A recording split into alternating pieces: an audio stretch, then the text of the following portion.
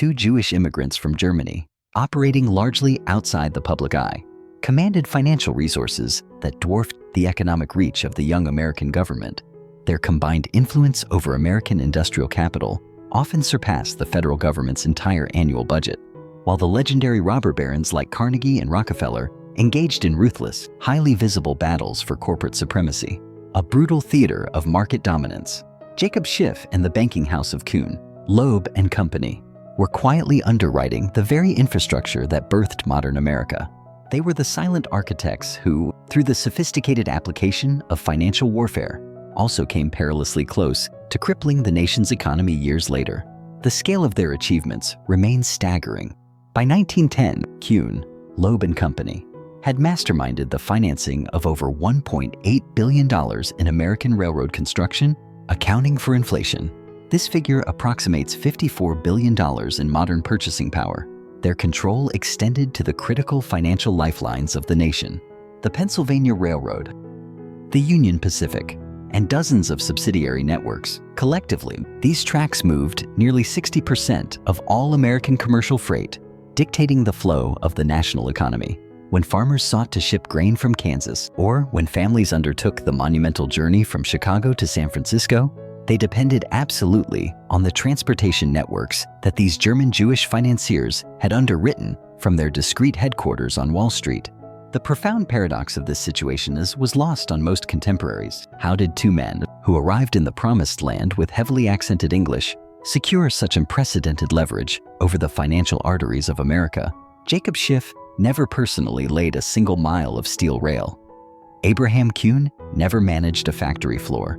Yet, their commanding influence arguably exceeded that of Carnegie, Rockefeller, and Vanderbilt combined. But the firm was not a monolith of cold number. While Schiff served as the iron fist, his partner Otto Kahn provided the velvet glove.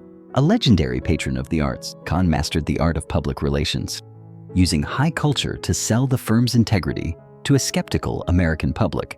But do not be fooled by the tuxedo. Kahn was far more than a socialite. He operated in the deep shadows of geopolitics. During World War I, he secretly funneled intelligence on communist uprisings to British leaders, while Schiff played the markets. Yet, this obsession with order had a dark side. By the 1920s, the same man who championed liberty in art was seduced by autocracy, famously praising Benito Mussolini as a forceful personality who got things done. It was a chilling reminder that in the high-stakes search for control, even the most sophisticated bankers could lose their moral compass. However, this political influence, from London spy rings to Italian dictators, was merely the luxury of a much deeper power. The firm's true ability to humble empires wasn't built on charm. It was built on a revolutionary financial engine. Beyond mere volume of capital, their success lay in a secret weapon: international bond syndication. To understand their dominance, you have to understand the trick they perfected. Instead of one bank taking all the risks, Schiff acted as a great funnel. He sliced massive debts into thousands of small, reliable bonds and distributed them across a synchronized network of banks in London, Paris, and Frankfurt simultaneously. This influence wasn't confined to American infrastructure. It became a geopolitical weapon. This was not merely a pursuit of profit. For Schiff, it was a personal crusade. Motivated by a deep hatred for the Tsarist regime's persecution of Jews, Schiff weaponized this capital machine to cut off Russia's access to Western markets. Instead, he bankrolled the underdog Japan during the Russo-Japanese War, floating a massive $200 million bond issue that effectively crippled a global empire. The legacy of Kuhn, Loeb Co. shaped the very scaffolding of modern American capitalism. The New York Stock Exchange today operates using mechanisms they pioneered. Yet, their story remains obscured precisely because their methods were so contentious, opaque, and successful. Their operations directly triggered the political necessity for the Federal Reserve System and fueled the genesis of deeply entrenched conspiracy theories that persist to this day. By 1920, the consensus was divided. Was Jacob Schiff a patriotic, visionary immigrant who constructed modern finance, or a calculating foreign agent who endangered American independence? By the end of this account, you will understand how two Jewish immigrants from Frankfurt built Wall Street's most formidable bank, and crucially, why their legacy remains so sensitive that major financial institutions still balk at discussing the proprietary techniques Kuhn, Loeb employed to control American industry for over 50 years. To understand how this shadow empire was built, we must go back to the spring of 1865, to a small boarding house in Frankfurt. The small, plain envelope containing the letter that would irrevocably alter American financial history arrived at Jacob Schiff's boarding house in Frankfurt on April 3rd, 1860. Outside, the world was in upheaval. Union armies were cornering the Confederacy in Richmond, and President Abraham Lincoln was preparing for a second term that fate would brutally deny him. Inside the letter, the message from Abraham Kuhn, Jacob's relative and partner, was concise and urgent. "Come to New York immediately." Kuhn, writing from his modest, cramped Wall Street office, further elaborated on the promise. American industrial opportunities exceed European imagination. German Jewish expertise, essential for developing American capital markets. Partnership offers unlimited potential for European capital coordination with American expansion. This cohesion wasn't just business strategy, it was a survival mechanism. Excluded from the elite social clubs of the Protestant establishment due to rampant anti-Semitism, these families, the Schiffs, Loebs, Warburgs, and Goldmans, formed their own closed world known as our crowd. They solidified their alliances through a complex web of intermarriage, ensuring that capital, secrets, and loyalty never left the family circle. This invitation represented the culmination of 18 years of careful strategic calculation during Jacob Schiff's European financial apprenticeship. At 38, Schiff was already a master of every intricate facet of international banking. Crucially, he had observed the established European capital markets approaching a profound point of saturation, a limit that inherently capped future growth opportunities. Meanwhile, American industrial development was accelerating at a blistering pace, completely outpacing the domestic capital capacity of the nascent U.S. financial system. Conversely, European investors were desperate for the high yields that American expansion could deliver, but lacked the trustworthy, safe access points to deploy their vast wealth. Schiff's specialized German background provided the perfect intellectual toolkit for navigating these opportunities, a toolkit other mainstream European financiers could not accurately evaluate. German banking, particularly the Jewish houses in Frankfurt, had been forced by political necessity to specialize in international trade finance, sophisticated currency, arbitrage, and complex risk assessment for investments spanning multiple political and sovereign jurisdictions. Due to centuries of political and social restrictions, German Jewish bankers had developed an unparalleled, internalized expertise in assessing political risk and managing cross-border capital flows, skills that mainstream, nationally focused European banks simply could not match. Frankfurt's Jewish quarter functioned as Europe's most sophisticated international financial nexus because political disenfranchisement compelled Jewish bankers to devise business models that transcended restrictive national boundaries, while their Christian competitors remained primarily focused on domestic state-sponsored markets. Jewish financiers cultivated international coordination networks that unlocked transnational investment opportunities unattainable by domestic banking houses. Schiff's rigorous training at M.A. Rothschild and Sona had exposed him to the absolute cutting edge of financial techniques. He gained practical, deep experience managing international investment portfolios that spanned diverse currencies, contradictory political systems, and wildly varying economic conditions. The powerful Rothschild network had definitively demonstrated that superior international capital coordination, buttressed by world-class intelligence networks and advanced risk management expertise, could achieve investment returns that domestic alternatives could never hope to match. Consider Jacob's professional standing in 1865. He possessed financial expertise that represented the intellectual culmination of centuries of refined Jewish international banking development. Yet, the European markets were growing hyper-competitive, with established, multi-generational Jewish banking dynasties dominating the most profitable and secure opportunities. America, in sharp contrast, offered seemingly unlimited expansion potential. However, accessing it required someone with Schiff's precise combination of international structuring expertise and a bold willingness to embrace the frontier risks that the entrenched European banking establishments were actively avoiding. The choice to immigrate was thus not merely a professional calculation. It was a pragmatic recognition that Jewish professional advancement in Europe was approaching stringent social and economic limits, constraints made increasingly difficult to overcome by mounting anti-Semitic political pressure. German political unification was giving rise to fierce nationalist movements that often viewed successful Jewish banking as a disruptive foreign influence threatening German economic sovereignty. Jacob could either accept steadily diminishing opportunities in an increasingly hostile Europe or immigrate to America, where his specialized banking expertise would be eagerly welcomed.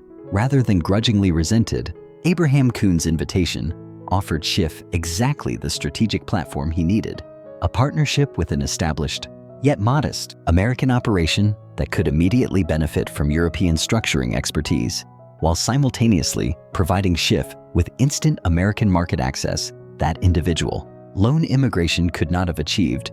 However, the foundation of this empire was not built on banking, but on textiles. Before dominating Wall Street, Kuhn and Loeb were garment merchants in Cincinnati, amassing their initial fortune by supplying uniforms during the Civil War.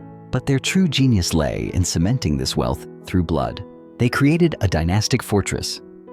Through intermarriage, Schiff married Loeb's daughter, and the Warburg brothers married into the clan, forging a closed loop of loyalty that no outsider could penetrate.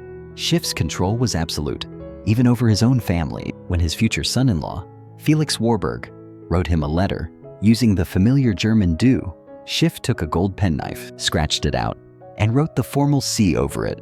He was not just a banker, he was an emperor who demanded distance and absolute reverence, even from those who shared his blood. Yet, this demand for prestige was not just a personal whim. It was the same iron discipline Schiff applied to the business. It was this very rigor that would transform Kuhn, Loeb & Company, which had been operating as a modest regional partnership since 1847, into a global powerhouse capable of competing for the massive industrial mandates that defined the era. The proposed partnership structure was a flawless strategic fit. Kuhn and Loeb would contribute essential American market knowledge, domestic regulatory relationships, and local intelligence. Schiff, in turn, would supply the pivotal European capital connections and unmatched international financial expertise. This synergy would immediately create a competitive advantage, an institution that no purely American or purely European bank could rival, perfectly positioned to serve the massive American corporations that required transnational capital for expansion far beyond the meager capacity of domestic American financing. Schiff's arrival in New York on August 6, 1868, coincided with the critical inflection point of American industrial transformation. The Reconstruction era would demand a need for sustained capital coordination that required unprecedented sophistication. The Civil War had dramatically demonstrated American manufacturing potential, but had simultaneously exposed how inadequate the nation's existing financial infrastructure was for coordinating the vast capital deployment required for sustainable industrial growth. American banks excelled at local commercial lending, but they possessed almost zero expertise in the high-stakes international capital markets required to fund large-scale, multi-state industrial expansion projects. Schiff's timing was perfect because American industrial leaders were rapidly realizing that their domestic capital markets could not provide the long-term, sustained financing necessary to compete effectively in the emerging global marketplace. European capital markets held the required funding capacity, but urgently required trustworthy intermediaries like Schiff, who could correctly structure American investments to meet the stringent risk management requirements of cautious European investors. Requirements that common American business practices did not naturally satisfy. The initial hurdle was establishing credibility among American industrial titans, who were notoriously suspicious of foreign financial involvement, fearing it might compromise American business independence. Schiff's crucial task was to demonstrate, through action, that European capital served to strengthen American industrial capabilities, not threaten them, while providing American companies with competitive financial advantages that domestic financing alone could never achieve. Schiff's foundational breakthrough came through recognizing that American railroad development offered the single most perfect opportunity to showcase European financial capabilities. Railroads required capital investment at a scale that instantly exceeded the capacity of any individual American bank, yet they provided concrete, tangible collateral track, rolling stock, land grants that European investors could confidently evaluate based on established European railroad investment precedents. Financing the railroads would enable Schiff to prove the indispensable value of European capital while simultaneously building deep, essential relationships with the powerful American industrial leaders who controlled the entire manufacturing sector.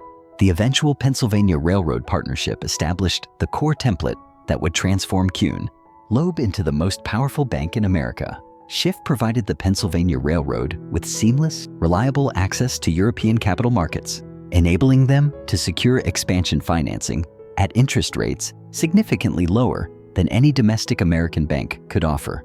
In exchange, European institutional investors received Pennsylvania Railroad bonds that provided higher yields than European alternatives, backed by verifiable security in American railroad assets that meticulous European investment analysis could confidently assess. However, Jacob's strategy went far beyond securing individual financing relationships. It was aimed at the systematic development of a permanent American capital market infrastructure that would enable routine, trustworthy international investment in American industrial opportunities.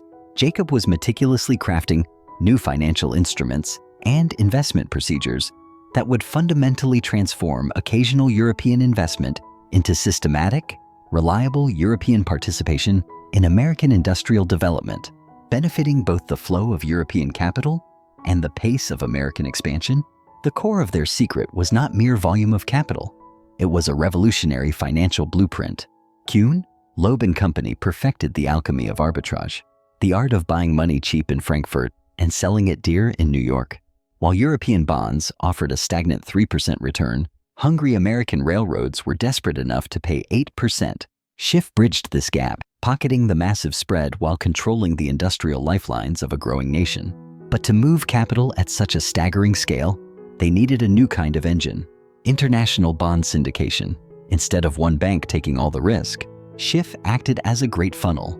He gathered a syndicate, a temporary alliance of elite banks across London, Paris, and Frankfurt to share the burden. He then sliced those massive debts into thousands of small, reliable bonds and sold them to a vast network of European investors. Through this system, Schiff didn't need to possess the gold himself. He simply built the sophisticated pipes to pump the wealth of the old world directly into the American dirt. This was the birth of the global capital machine, a mechanism so complex that it rendered traditional American banking obsolete.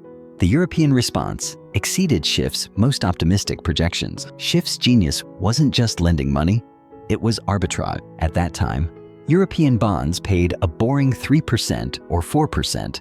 American railroads, hungry for cash, offered 7% or 8%. Schiff bridged this gap.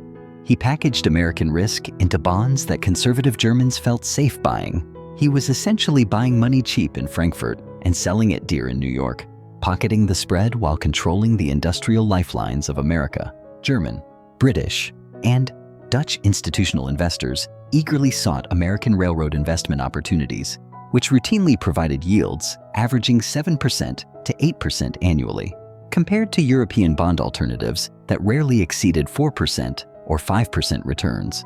The mechanics were subtle but revolutionary.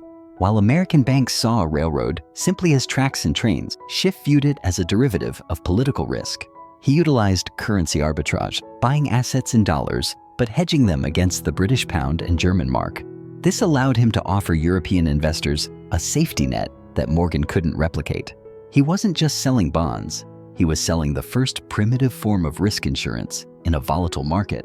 European institutions were particularly drawn to American railroad bonds because American transportation was still in a high-growth phase, promising expansion potential that the nearly completed European railroad markets could no longer offer. But the overwhelming European investment interest inevitably created sharp competitive pressure from established American banks. They were suddenly losing highly profitable financing opportunities to the massive influx of European capital that Jacob Schiff was efficiently channeling directly toward American companies.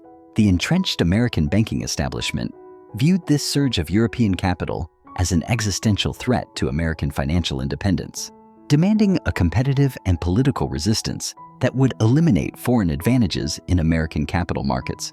Schiff's response demonstrated a sophisticated long-term understanding of American political psychology that would characterize his entire career.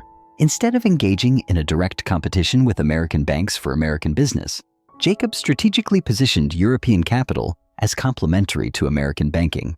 He argued and proved that this capital enabled American industrial expansion beyond domestic capacity, while offering American banks correspondent relationships that would strengthen their capabilities for serving American companies needing both domestic and international financial services. The strategy was overwhelmingly successful because Jacob's core economic assessment was absolutely accurate. American capital requirements for sustainable, world-leading industrial development simply exceeded the nation's domestic capacity.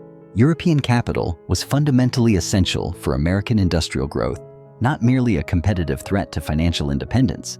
By 1870, just 5 years after Jacob's arrival, Kuhn, Loeb Company had cultivated European capital relationships that provided American railroad companies with reliable access to over $200 million in European investment funds, a figure approaching $4.2 billion in modern currency. Investors holding Kuhn, Loeb-managed portfolios were averaging stellar annual returns of 9%, while American railroad companies were accessing this capital at interest rates 2% to 3% below available domestic American alternatives. The German Exodus phase had definitively established Jacob Schiff as the single most effective, trusted conduit between European capital and American industrial opportunities. He had demonstrated that Jewish banking expertise could profoundly serve American industrial expansion, while providing European investors with returns that European markets could not offer. However, this foundational success was generating expectations for a vast, expanded Jewish financial coordination that would now test whether individual banking expertise could scale up to systematic, controlling influence over American economic development. The next critical phase would determine if Jacob's sophisticated European financial techniques could successfully adapt to the uniquely aggressive American business culture, while simultaneously maintaining the crucial European capital confidence necessary for sustained international investment in American industrial expansion that domestic capital alone could never support. Jacob's strategy was nothing less than a silent financial siege, unprecedented in the annals of American corporate warfare. Rather than engaging in the predictable and easily monitored direct stock acquisition that would instantly signal a competitive threat to Morgan, Jacob orchestrated a sophisticated, systematic deployment of European institutional capital. This capital acquired controlling interests in the Northern Pacific through multiple, simultaneous investment channels. These approaches appeared utterly unrelated and disparate to American observers, a carefully cultivated illusion. In reality, they were meticulously coordinated through Jacob H. Schiff's expansive international capital networks, which operated with an intelligence and speed that easily transcended American financial surveillance capabilities.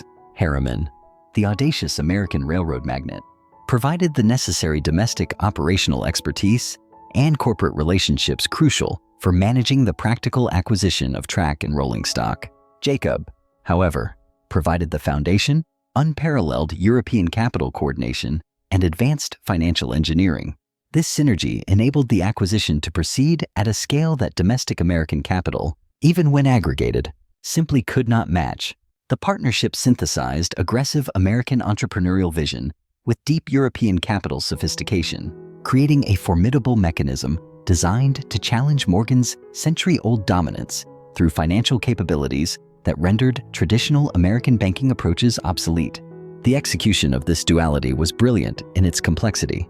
Jacob focused on the debt instruments, coordinating European institutional investors, pension funds, insurance companies, and private banks across Germany, the Netherlands, and Switzerland to purchase vast amounts of Northern Pacific bonds. This action strengthened the railroad's balance sheet, ironically making it appear financially healthier. Simultaneously, Harriman acquired Northern Pacific common stock through a labyrinth of American investors and shell companies that were explicitly not identified with Loeb's European operations, masking the true controlling power.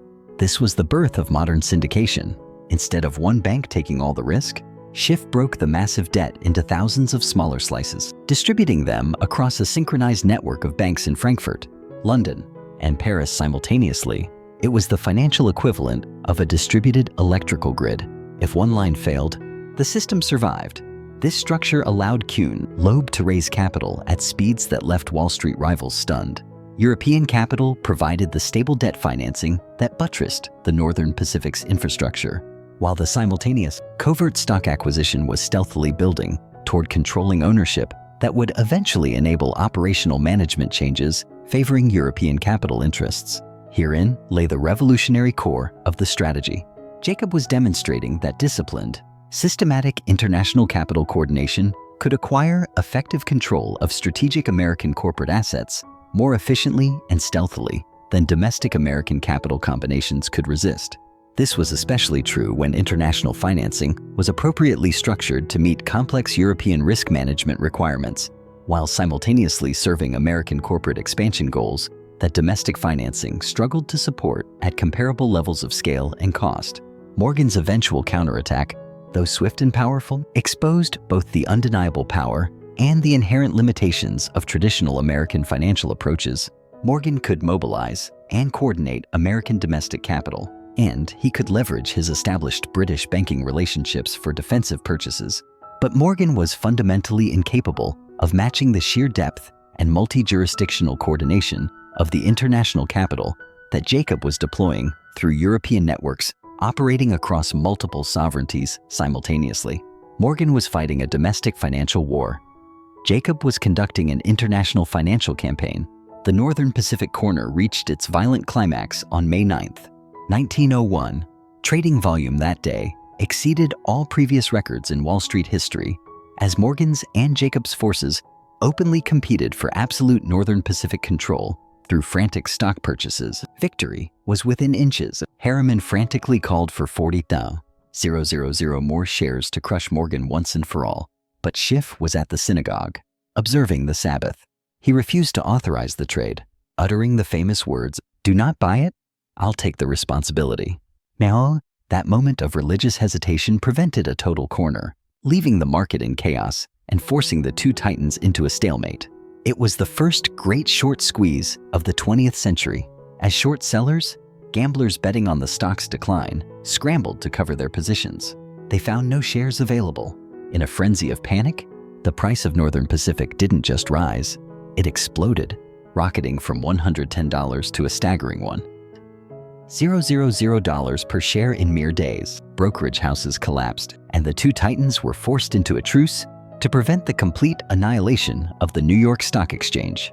European capital, coordinated meticulously by Jacob, competed fiercely against the combined American and British capital that Morgan had hastily mobilized for control that would ultimately dictate the future structure of American transportation and industrial development. The financial violence was unprecedented. Stock prices fluctuated wildly, spiraling far beyond any rational valuation as pure, brute financial power, rather than economic fundamentals, determined corporate control. American investors who were aligned with neither Morgan nor Jacob were utterly destroyed by price movements that exceeded their financial capacity to maintain margin positions during the unprecedented market volatility created by this pure capital warfare. European press coverage, particularly in German financial centers, emphasized the profound historical significance of international capital successfully challenging established American financial hierarchies through systematic, covert coordination. This demonstrated European investment capabilities far beyond the direct economic influence of European governments. German financial journals interpreted the Northern Pacific conflict as conclusive evidence that European capital could achieve American economic influence, that European political pressure and traditional diplomatic channels could never accomplish. Conversely, American press reaction revealed growing, visceral concern about foreign financial influence over vital American strategic assets. The coordination achieved by European capital through corporate acquisition that appeared strictly legal threatened American economic independence, especially during potential international conflicts where European interests might diverge sharply from American strategic requirements. Domestic control, many argued, guaranteed security far better than precarious foreign ownership. The ultimate resolution of the Northern Pacific Corner necessitated unprecedented financial diplomacy, a complex balancing act that sought to reconcile competitive victory with long-term political sustainability.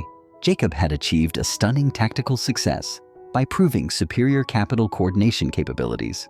But strategic success required immediate avoidance of a massive American political backlash that could lead to restrictive legislation, potentially cutting off the European capital essential for the continued expansion of American railroads. Capital that American domestic sources simply could not supply independently. The resulting compromise led to the creation of the Northern Securities Company. Whatever they lost in the battle, they won in the war. Harriman and Schiff sold their Northern Pacific stock at the peak, cashing out with a massive war chest. They didn't save it, they weaponized it. Buying stakes in the B&O, the New York Central, and the Santa Fe, they created what they called a community of interest, a polite term for total domination of the American transport grid. This new entity combined the Northern Pacific and Great Northern Railroads under a unified, coordinated management structure. This structure expertly served both European capital interests, maximizing returns, and American operational requirements efficient management, while meticulously maintaining the appearance of American corporate control. This facade satisfied American political concerns regarding foreign influence over national transportation infrastructure, which national security demanded remain under ultimate American authority. Jacob's victory in the Northern Pacific corner firmly established Loeb, Kuhn and Company as an equal competitor to J.P. Morgan's banking dynasty for control of American industrial financing. It was the ultimate demonstration of international capital coordination capabilities that exceeded the domestic financial resources of any single American institution. European capital had achieved deep American industrial influence through sophisticated financial engineering that traditional American banking establishments could not match. This success attracted significantly increased European capital allocation toward American opportunities. Jacob's model had proven these ventures could provide higher, more secure returns than European alternatives, offering guaranteed security for large-scale European institutional investors seeking superior yields than those available in their home markets. However, success also intensified American political attention to foreign financial influence. This influence was rapidly growing through systematic European investment coordination that was beginning to be perceived as an imminent threat to American control over its own economic development. The railroad empire Jacob was constructing through European capital would face increasing political scrutiny as American nationalism recognized that foreign capital was achieving economic leverage that could critically affect American strategic capabilities during future international conflicts. By 1902, barely 1 year after the Northern Pacific corner, Jacob had solidified European capital coordination that commanded American railroad operations, representing over $800 million in total capitalization, approximately $24.6 billion in modern currency. More importantly, he provided European investors with systematic, reliable access to American transportation opportunities that consistently generated returns far exceeding European alternatives. The railroad empire phase demonstrated unequivocally that international capital coordination could challenge and even defeat established American financial hierarchies through superior financial engineering.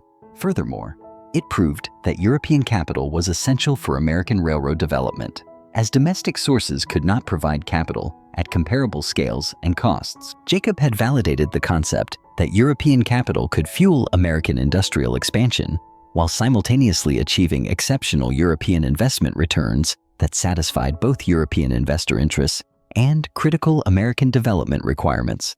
But this very success was generating potent American political pressure. American leaders recognized European capital influence as a potent, potential threat to American economic independence, a situation that demanded government attention to foreign investment activities that could affect American strategic capabilities through corporate control that might not serve American interests during international conflicts, requiring the prioritization of American over foreign investor requirements. At the turn of the century, Jacob Schiff had effectively conquered the American horizon through its railroads. But for Schiff, controlling the tracks was only the first phase of a much grander design. To truly dominate the New World, he needed to own the very material those tracks were made of. His next move would take him from the open plains of the West into the fiery furnaces of Pennsylvania, leading to a secret alliance that would consolidate American industry under European gold. Andrew Carnegie's private meeting with Jacob Schiff in the Union Club's oak-paneled library on December 12, Mil 898 was supposed to remain a profound secret forever. Instead, it launched the single most profitable corporate alliance in American industrial history, while simultaneously triggering extensive congressional investigations that would eventually expose precisely how European capital was systematically gaining control over American steel production through financial engineering, so sophisticated that government regulators couldn't fully understand the mechanisms until decades after they were fully implemented. Jacob, conversely, desperately needed reliable American industrial partnerships that would provide European investors with direct ownership in American manufacturing ventures that promised higher returns than railroad investment and, crucially, diversified European capital deployment across multiple American industrial sectors, thereby strengthening overall European investment security through portfolio diversification. The Steel Alliance represented a strategic evolution beyond mere transportation financing toward comprehensive European investment in core American industrial production. The goal was vertical integration. European capital would own the railroads that efficiently moved the finished steel products and the factories that produced the raw steel materials, creating a powerful coordinated structure designed to dominate American industrial development through coordinated European investment that American domestic capital simply could not match. The timing for this revolutionary expansion was flawless. American steel demand was exploding as unprecedented railroad construction, rapid urban development, and intense industrial expansion created markets that vastly exceeded current American production capacity. While British steel dominated American imports, it was becoming increasingly expensive due to rising British production costs. Meanwhile, American production potential suggested that domestic steel could drastically undercut British alternatives if American steel production could access sufficient capital for expansion at the scales necessary to achieve competitive efficiency levels. Carnegie's genius lay in his pragmatic recognition that transforming America's inherent steel production advantages into competitive realities required European capital investment. American iron ore was demonstrably superior to British alternatives. American coal was more accessible and cheaper than European resources. American internal transportation costs were lower than transatlantic British shipping expenses. But to leverage these advantages, American steel production required capital investment at levels that dwarfed American domestic financial capacity funds needed to finance expansion that would enable American steel to compete effectively in global international markets. Consider the immense capital requirements necessary for achieving steel production at scales that could unleash American competitive advantages.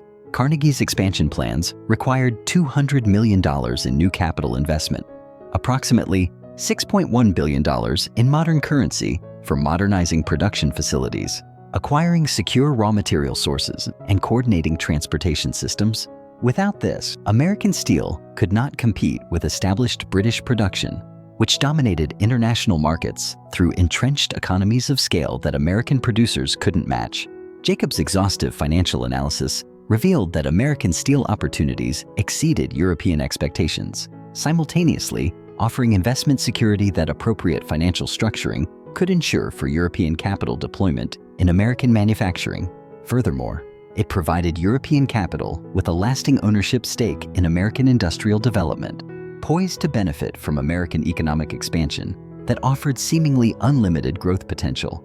The structure of the alliance was unprecedented in international industrial investment. European capital would finance Carnegie Steel expansion, primarily through bond issues that provided guaranteed, fixed returns while maintaining Carnegie's operational control, a concession that satisfied American management requirements and political optics. Simultaneously, European investors would receive preferred equity positions. These positions offered higher yields than pure debt instruments, coupled with significant appreciation potential linked to the growth of the American steel industry, all benefiting from the sustained momentum of American economic expansion. Crucially, Jacob's strategy extended beyond the individual Carnegie partnership. It aimed for systematic European investment in the broader American steel industry development, coordinating multiple American steel companies under European capital influence while meticulously maintaining the appearance of American operational independence. This camouflage was vital to prevent American political opposition to foreign industrial ownership, which could pose a severe threat to American strategic capabilities during international conflicts. Here's what made the Steel Alliance revolutionary. Jacob was creating the first systematic foreign ownership of core American manufacturing capacity through sophisticated financial instruments that provided functional European control while preserving American operational management. This satisfied American political requirements for apparent domestic control over industrial production, which was deemed essential for American national security during international emergencies, requiring American industrial independence from foreign influence. This secret alliance transformed Carnegie's ambitions into a staggering reality with breathtaking speed. In just a single decade, fueled by the relentless flow of European capital, American steel production skyrocketed from 10.3 million tons to a colossal 31.8 million tons annually. This surge didn't just meet domestic demand, it definitively toppled the British steel empire from its global throne. Leveraging America's superior iron ore and cheaper coal, domestic steel began to drastically undercut British competitors in both price and quality, effectively seizing control of the international markets. For the European investors, the reality of the Steel Alliance far exceeded even the most optimistic projections. While industrial ventures back in Europe offered stagnant yields, the preferred equity positions in Carnegie's empire delivered average annual returns of 18.7%. This unprecedented rate of wealth generation proved that investing in American heavy industry was the most successful gamble in the history of Frankfurt's financial houses, providing European capital with a direct, high-yield stake in the explosive growth of the New World. This provided European capital with direct, high-yield participation in American industrial expansion that was generating wealth at rates far exceeding European industrial development during comparable historical periods. But this success inevitably generated American political concerns regarding European ownership of American steel production, a resource essential for American military capabilities. During international conflicts, foreign ownership could severely threaten American strategic independence through corporate control that might prioritize foreign investor interests over American national security requirements during emergencies, demanding American industrial capacity for military production. Congressional investigations that followed revealed the profound extent of European capital penetration into the American steel industry. The financial arrangements, while appearing to be standard American corporate operations, were intricately structured to serve European investor interests through corporate governance mechanisms that provided European shareholders with ultimate, effective control over American steel production decisions during circumstances requiring the prioritization of investor returns over American strategic requirements. Jacob's response demonstrated a sophisticated, almost prescient, understanding of American political psychology. He argued that European capital was strengthening American industrial capabilities rather than threatening American strategic independence. By funding expansion, it provided the American steel industry with competitive advantages that domestic American capital could not achieve through purely American financing sources. The political strategy succeeded largely because European capital was visibly enabling American steel industry success. This success fortified American competitive capabilities in international markets, while critically reducing American dependence on foreign steel imports, a dependency that had created significant American strategic vulnerabilities during previous international conflicts, when foreign suppliers could restrict American access to essential materials required for military production. The Steel Alliance model attracted numerous additional American industrial partnerships that quickly recognized European capital coordination as essential for achieving competitive advantages over companies limited strictly to domestic American financing. General Electric requested European capital coordination for electrical manufacturing expansion. United States Steel sought extensive European investor participation for comprehensive steel industry consolidation. International Harvester demanded European capital for agricultural machinery production that would enable American agricultural equipment to compete effectively in international markets. Jacob's systematic expansion created European investment portfolios that controlled American industrial production, representing over $1.22 billion in total capitalization, approximately $36.7 billion in modern currency across steel, electrical, agricultural, and transportation equipment. Manufacturing.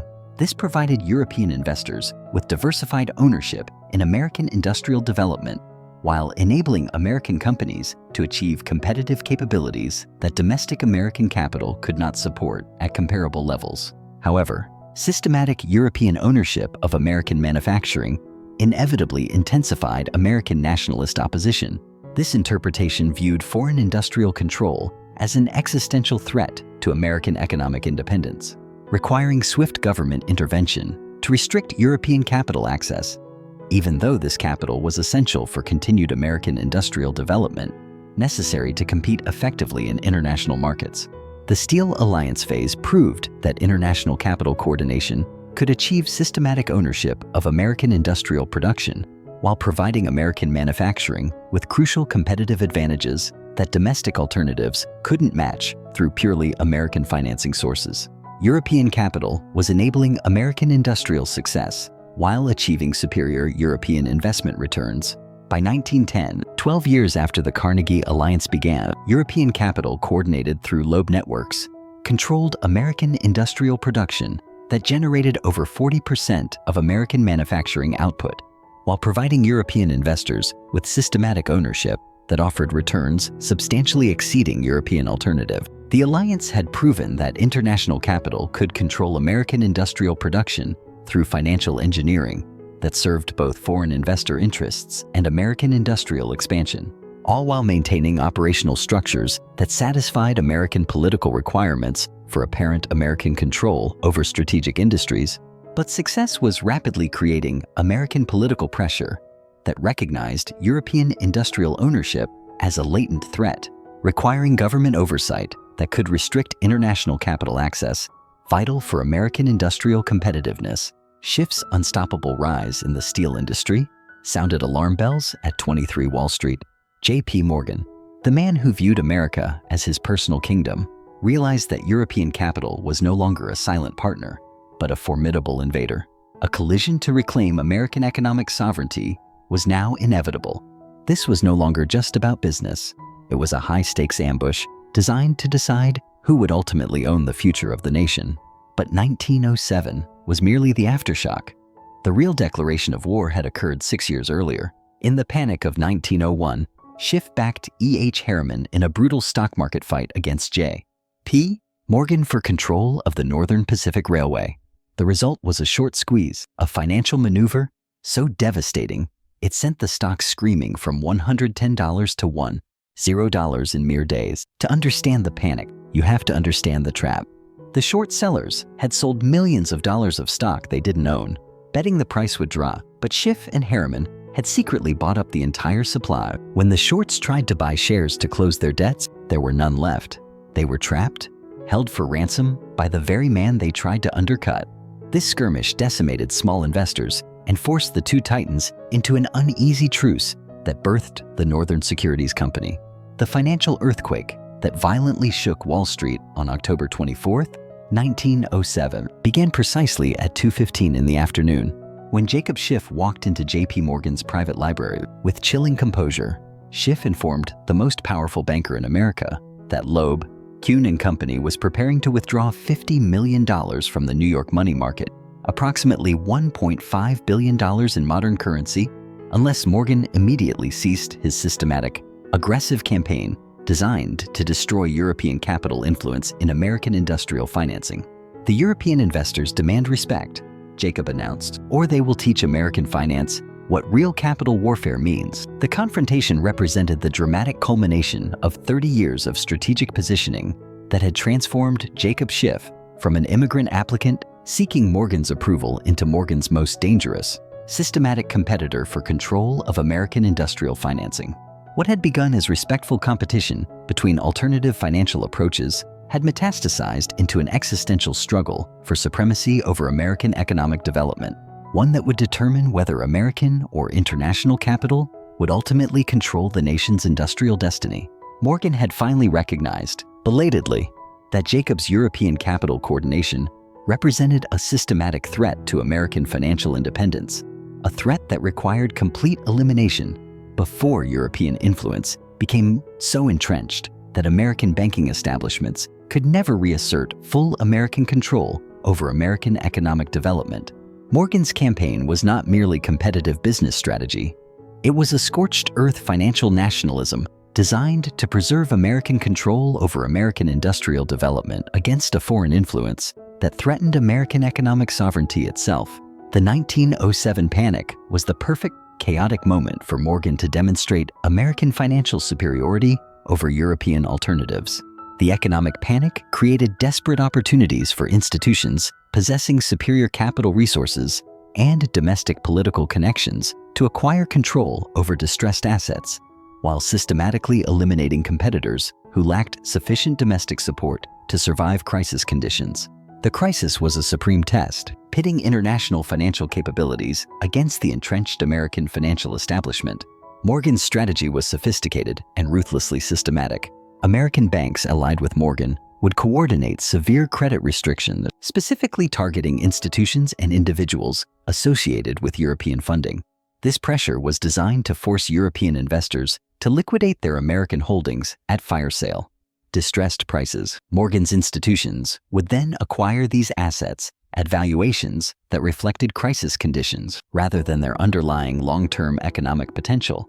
European capital would be summarily forced out of American markets, while American banks achieved control over the industrial assets that European investment had developed and stabilized. Consider the terrifying scope of Morgan's financial warfare campaign. Morgan was coordinating major American banks, insurance companies, and trust companies to restrict credit access for any American corporation that maintained existing European financing relationships. European investors would face systematic pressure to choose between immediate liquidation of their American investments or accepting American partnership terms that would completely subordinate European capital to American management control, ensuring the management served American rather than European investor interests. But Jacob possessed financial weapons that Morgan had fatally underestimated. The international capital coordination networks that Jacob had diligently developed during 25 years of systematic relationship building provided access to vast international financial resources that easily exceeded Morgan's combined American and British capital relationships. German, Dutch, French, and Austrian institutional investors collectively controlled an aggregated capital pool of over $800 million, instantly deployable for American financial warfare through Jacob's sophisticated coordination networks. The October 24th confrontation was Jacob's unambiguous declaration that European capital would not accept subordination to American financial authority without demonstrating European capabilities for economic warfare, a war that could devastate American financial markets if American banking establishments persisted in attempting to eliminate European influence through crisis exploitation that fundamentally threatened European capital security in American markets. Jacob's $50 million withdrawal threat was merely the opening gambit in a systematic European capital campaign designed to prove that international financial coordination could destabilize American financial markets more effectively than American financial coordination could destabilize European capital access. European institutional investors began liquidating American securities systematically while coordinating alternative investment deployment globally. This action demonstrated European financial independence from American market opportunities. Here's what made Jacob's counter-strategy revolutionary.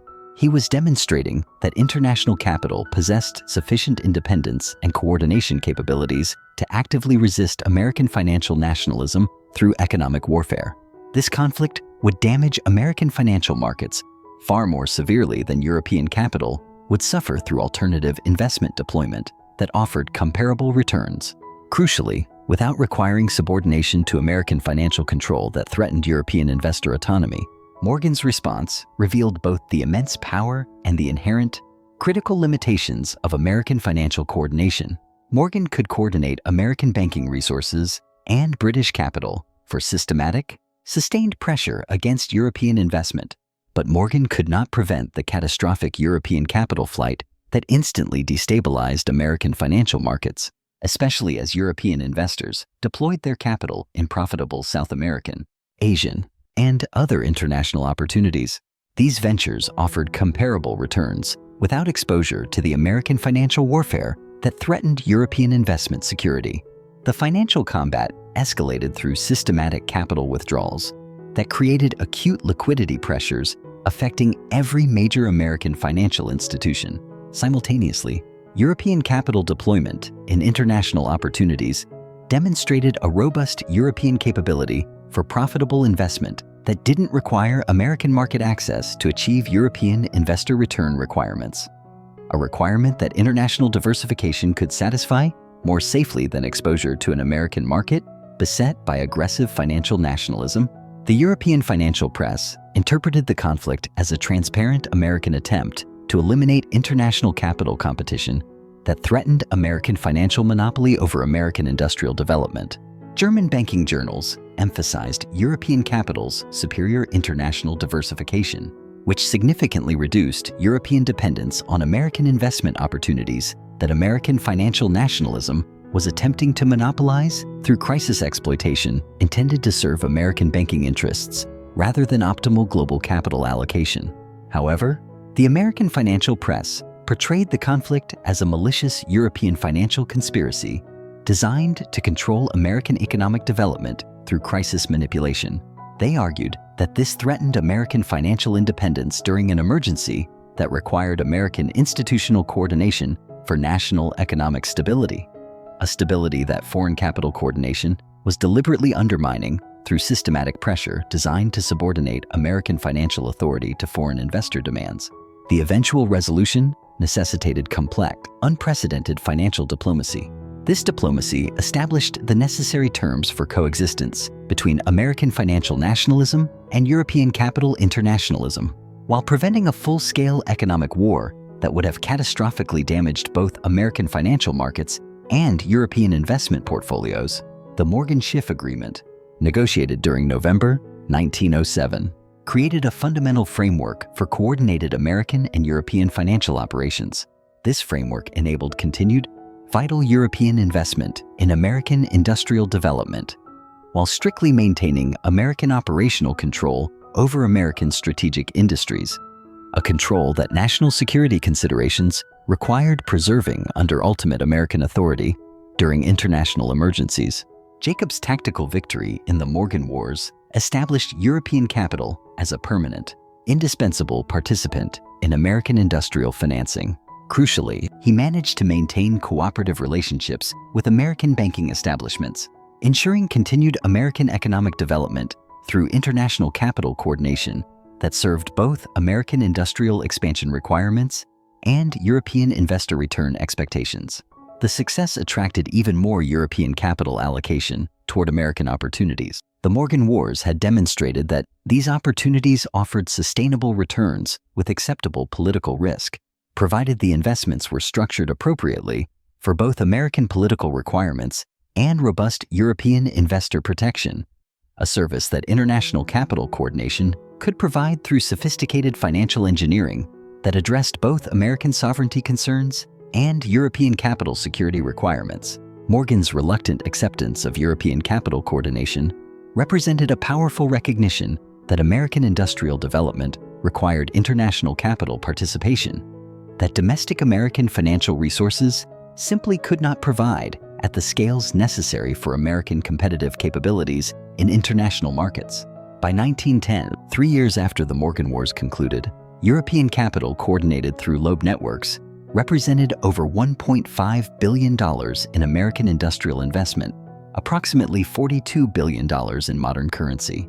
Jacob maintained cooperative relationships with American banking establishments, enabling continued growth in international capital coordination that strengthened American industrial capabilities while providing European investors with sustained access to superior American opportunities. The Morgan Wars phase had proven that international capital coordination could successfully coexist with American financial nationalism through appropriate political accommodation. But this success was creating American political attention to international capital influence that was approaching levels that could trigger government regulation designed to restrict foreign capital coordination that threatened American control over American economic development. The Pujo Committee investigation revealed their secret weapon, a lack of competition. They called it banking ethics. If Morgan was the banker for a railroad, Kuhn, Loeb would refuse to bid on their bonds, and vice versa. They didn't compete for clients, they owned them. This unwritten rule allowed a tiny group of men to dictate the price of capital for the entire nation without fear of being undercut. They called it banking ethics, but in reality, It was a gentleman's cartel. The Pujo investigation revealed a secret code. If a corporation was a client of Morgan, Kuhn Loeb would simply refuse to bid on their bonds, and vice versa. They weren't competitors. They were rulers, dividing a kingdom. The Pujo Committee's findings were terrifyingly precise. They revealed that a money trust, a small cabal including Morgan and Kuhn, Loeb held 341 directorships in 112 key corporations. Together, they controlled resources exceeding $22 billion, a sum so vast it eclipsed the assessed value of all property in the 22 states west of the Mississippi River. They didn't just influence the economy. They owned the boardrooms of America. The Pujo hearings were not just a legal inconvenience. They were a death sentence. J.P. Morgan, the titan himself, was dragged before the committee and grilled relentlessly by their lawyer, Samuel Untermeyer. The humiliation and stress were too much. Morgan died in Rome just months later. His partners blamed the investigation for killing him. The money trust inquiry had claimed its biggest victim. The truce between Schiff and Morgan created a monster, the Northern Securities Company. It was a monopoly so massive, it terrified Washington. It became the primary target of President Theodore Roosevelt's trust-busting crusade. Schiff didn't just fight Morgan. Their collision forced the U.S. government to rewrite the laws of capitalism itself. But the panic taught them a cynical lesson. War is expensive. Collusion is profitable. After 1907, Schiff and Morgan forged a secret truce known as banking ethics. It was a gentleman's cartel where they agreed not to compete, but to divide the American economy between them. The Pujo Committee later exposed that this alliance controlled $22 billion in resources, effectively ending free market competition on Wall Street. The uneasy truce with Morgan had effectively divided America between two titans. But for Jacob Schiff, Faux Wall was no longer a big enough stage. Armed with a vast treasury of capital and a global network forged in the fires of corporate warfare, Schiff began to look beyond the Atlantic. He wasn't just seeking his next investment.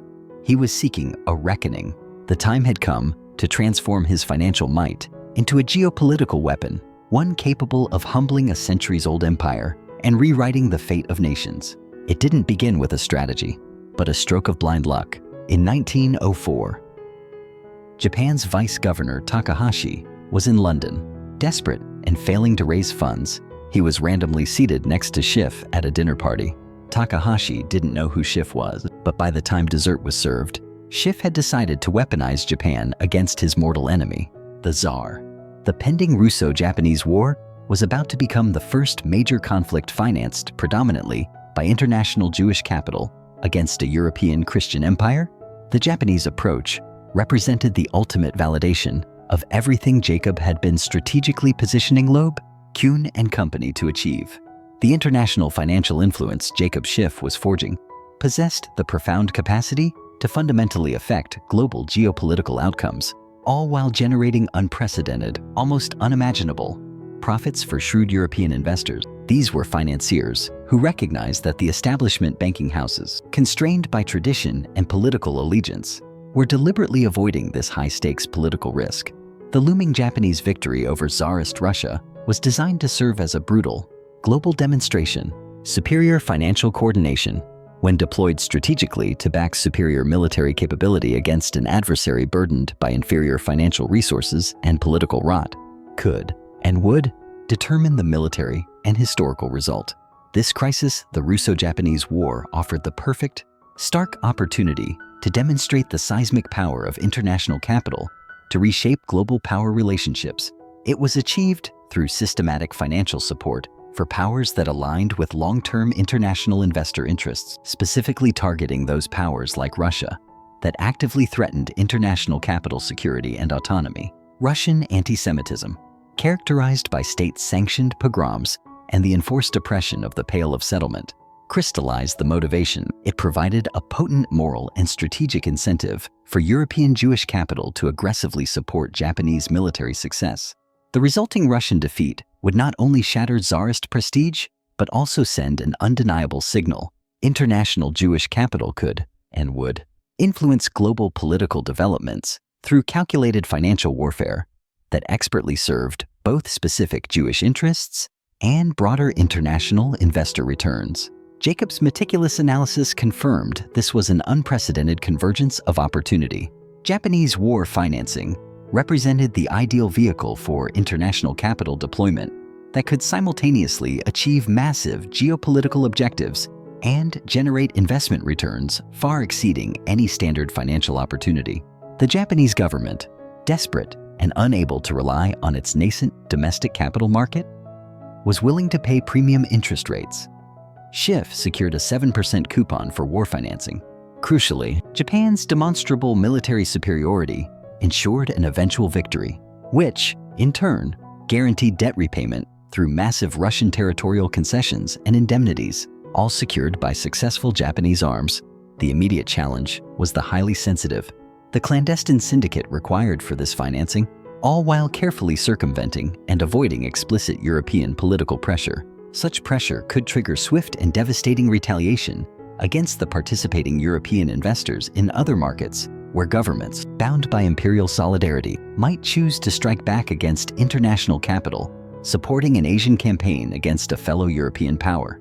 This was compounded by the political obligation many European powers felt they had to the Tsarist regime, a solidarity they felt compelled to maintain despite Russia's egregious anti-Semitic policies that otherwise justified international Jewish opposition. Consider the immense political complexity inherent in financing an ascending Asian power against a European empire during a period when European imperial expansion was at its zenith. This expansion fostered intense European nationalist sentiment, making foreign influence, especially foreign financial influence, a potential threat to European political unity. Jacob was navigating a minefield, ensuring European powers did not perceive their competitors were being supported by his capital through alternative international alliances that served non-European strategic objectives, thus undermining the cooperative efforts required for maintaining European global dominance. Jacob's resultant strategy was revolutionary in international finance. It involved the systematic coordination of global Jewish capital, a network spanning continents, for the express purpose of supporting an Asian military campaign against a European empire. This was done through sophisticated financial instruments designed to appear solely commercially motivated, while their underlying purpose was a coordinated political objective: to inflict maximum financial and reputational damage upon an anti-Semitic power, simultaneously strengthening Asian capabilities for resisting the very European imperial expansion that perpetually threatened international capital security through nationalist policies. Restricting market autonomy. The Japanese war loan syndicate required the coordination of European and American Jewish capital through informal, highly secure networks that successfully operated just beyond effective government surveillance. The group maintained an impeccable commercial facade to prevent European governments from interpreting the massive Jewish war financing effort as a political conspiracy that threatened European political control over international capital deployment control that European governments felt mandated maintaining for national security purposes during periods of international conflict. Jacob's execution was a masterclass in financial and political sophistication. Japanese war bonds were carefully marketed to European Jewish investors as standard, high-yield commercial opportunities. Concurrently, American Jewish capital, spearheaded by Loeb, Kuhn and Company, provided the crucial additional funding through coordination mechanisms that, on the surface, looked like standard international investment activity rather than a systematic, highly coordinated Jewish political action. This approach successfully averted the governmental pressure that could have otherwise been deployed against Jewish financial activities serving non-European military objectives. This Japanese financing effort was revolutionary because Jacob Schiff was demonstrating palpably that financial alchemy could decisively influence military outcomes. Systematic financial support enabled a superior military force to overcome a larger but financially crippled adversary. Crucially, the provision of international capital coordination offered technological and logistical advantages. Modern armaments, faster supply lines, deeper reserves that domestic financial resources simply could not achieve for sustaining military campaigns, requiring capital deployment at scales far exceeding Japan's domestic capacity. The European response perfectly revealed the fundamental tension between professed European imperial solidarity and the seductive reality of European capital opportunities created by the transborder gold. European governments privately fumed and officially opposed the Japanese war financing, recognizing it threatened the very foundation of European imperial prestige. Yet, European private investors, driven by pure arbitrage, were powerfully attracted to Japanese bond yields, which significantly exceeded European alternatives and offered appreciation potential derived directly from Japanese territorial gains. These military successes would provide Russia's concessions, which in turn would increase the Japanese government revenues for debt service. Russian diplomatic pressure on European capitals to restrict the flow of funds to Japan only created more opportunity for Jacob to assert international capital's independence from direct European political control. He successfully secured the Japanese government with reliable financing sources that European political pressure, even coordinated diplomatic action, could not eliminate. This independence bypassed the traditional banking channels that European governments could influence more directly. Ultimately, the Japanese military success wildly exceeded most expectations, thoroughly validating Jacob's core analysis. Japanese military superiority, when supported by adequate financial resources, was unstoppable. Japanese ground forces decimated Russian armies at Mukden, and the Japanese naval capabilities annihilated the Russian fleets at Tsushima, demonstrating a level of military effectiveness only made possible by the superior financial support, modern equipment, adequate supplies, and logistical coordination that domestic Japanese resources could not have sustained without the international capital assistance Jacob had so carefully provided. The performance of the Japanese war bonds generated extraordinary returns for the international syndicate, demonstrating international capital's capacity for highly profitable investment in military financing that served both profound commercial and strategic political objectives. European Jewish investors earned average annual returns exceeding 25%. Furthermore, Japanese territorial gains following the Russian defeats dramatically increased the Japanese government's revenue capacity for debt service, guaranteeing continued profitability from the international capital deployed in the military financing. However, the success of the Japanese financing inevitably generated European political opposition to the international Jewish capital influence that was now demonstrably affecting core European imperial interests through financial support for non-European powers threatening global dominance. European governments, now deeply suspicious, began quiet investigations into Jewish financial networks, seeking evidence of systematic political coordination that they feared threatened European political control over capital deployment control. They deemed essential for strategic interests during international conflicts. The American political response, contrastingly, was more favorable. A Japanese victory served crucial American strategic interests by preventing further Russian expansion into Asian territory. This maintained necessary access for American commercial interests against Tsarist imperial pressure that could have eliminated U.S. trade opportunities in the Asian markets. American economic expansion desperately required for sustained commercial development. Jacob's triumph in the Japanese war financing definitively established Loeb, Kuhn and Company as a major, inescapable factor in international geopolitical finance. It demonstrated international capital's singular ability to influence global political developments through systematic financial coordination that served both commercial gain and political objectives when deployed strategically, supporting powers that offered superior investment security and autonomy compared to alternatives that threatened international capital through nationalist policies restricting cross-border activities. This Japanese financing paradigm immediately attracted additional international opportunities for systematic capital deployment in geopolitical contexts that promised extraordinary returns while serving the overarching international capital interest of maintaining global political stability, a stability that protected investment security against nationalist movements that sought to restrict the autonomy of international capital coordination serving global rather than purely domestic strategic objectives. Specifically, Chinese government modernization financing offered comparable opportunities for international capital deployment. This financing was structured to strengthen Chinese resistance to burgeoning European imperial pressure while generating significant investment returns from Chinese infrastructure development.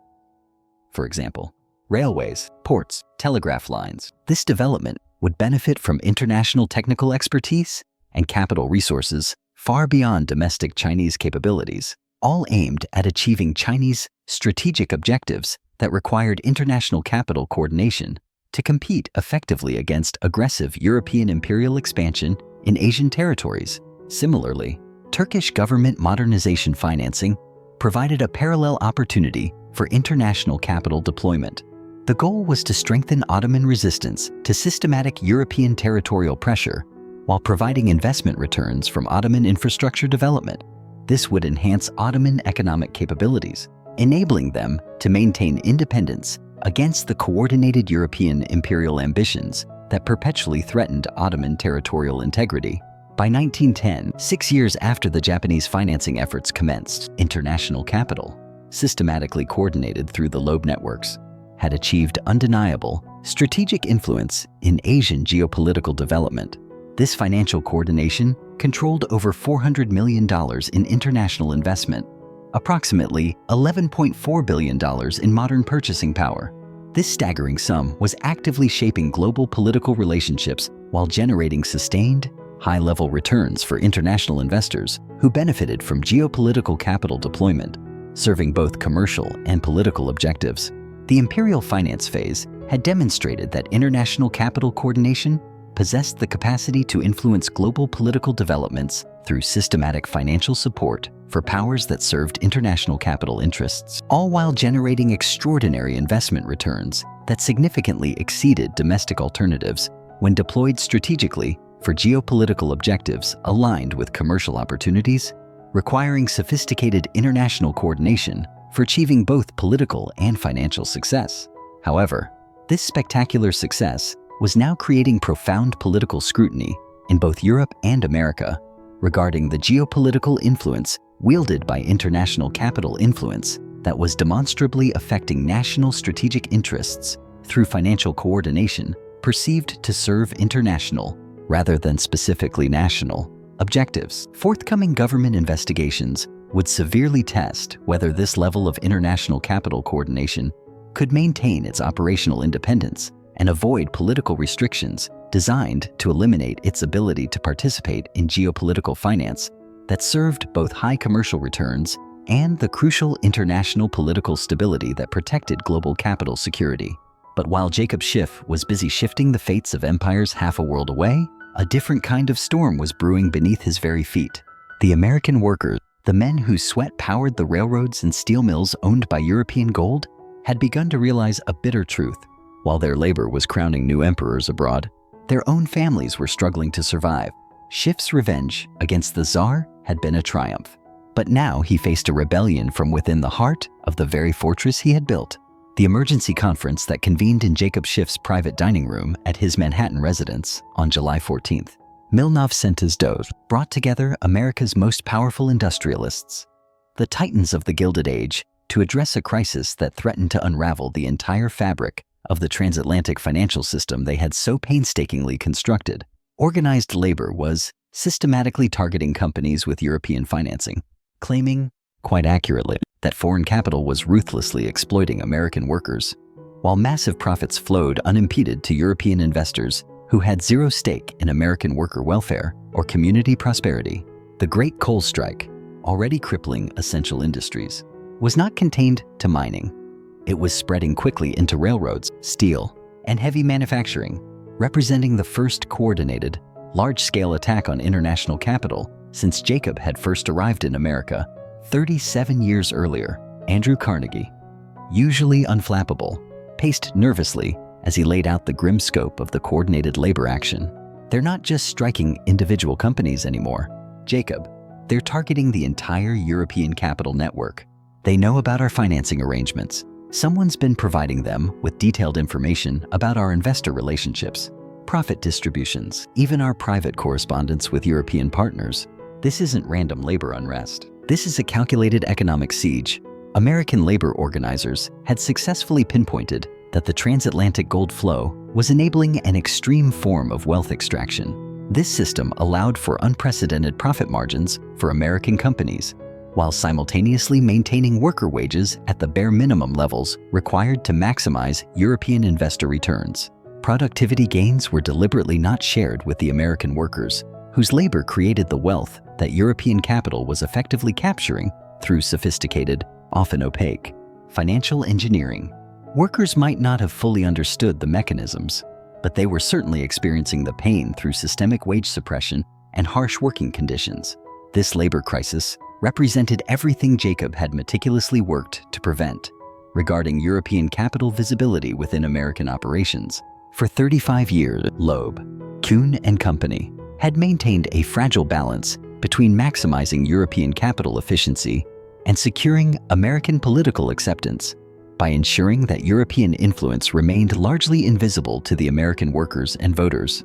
He understood that if the public ever grasped the true extent of European control over American industrial development and its direct impact on their economic welfare, they would organize systematic political opposition to foreign capital. Samuel Gompers and the American Federation of Labor had spent months investigating these European capital networks, discovering financial arrangements that clearly demonstrated American workers were being exploited to feed the appetites of distant financiers. While American industrialists publicly claimed they couldn't afford wage increases, doing so would reduce the profit margins explicitly demanded by European capital requirements necessary for sustained international investment. The core issue was undeniable. The current system served European investor interests over American worker welfare. Consider the political explosiveness of labor's discoveries. American workers were learning that their wages were being suppressed to generate profits for foreign European investors living in luxury. While American families struggled to afford basic necessities, this was happening despite the fact that American industrial productivity could easily provide prosperity if profit distribution prioritized American worker welfare over the relentless pursuit of European capital returns being extracted from American economic development for foreign enrichment.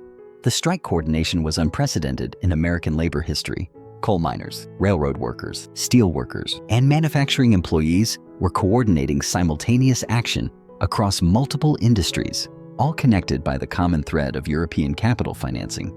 Labor organizers were utilizing proprietary European capital network maps to identify strategic strike targets that would create maximum disruption for European investor returns, simultaneously demonstrating that American workers possessed the strategic capabilities to challenge the international capital coordination that had been exploiting American labor systematically. Jacob's initial analysis revealed that labor opposition to European capital represented an existential threat, a vulnerability that could instantly eliminate international capital access if American workers succeeded in convincing American political authorities that foreign capital was actively damaging American interests through systematic profit extraction serving Europe rather than American economic welfare. Labor success could quickly trigger government restrictions on foreign investment, eliminating the European capital coordination essential for American industrial competitiveness. But Jacob also recognized that the crisis created opportunities. It was a chance to finally demonstrate European capital's commitment to the lifeblood of American industry through systematic reforms that would address legitimate worker grievances while maintaining European capital returns at levels sufficient to sustain international investment. European capital, Jacob argued, could lead American industry toward progressive labor policies, which would ultimately strengthen rather than threaten international capital relationships. Here is what made Jacob's response revolutionary. Instead of coordinating systematic resistance to labor demands, Jacob audaciously proposed European capital leadership in implementing sweeping labor reforms.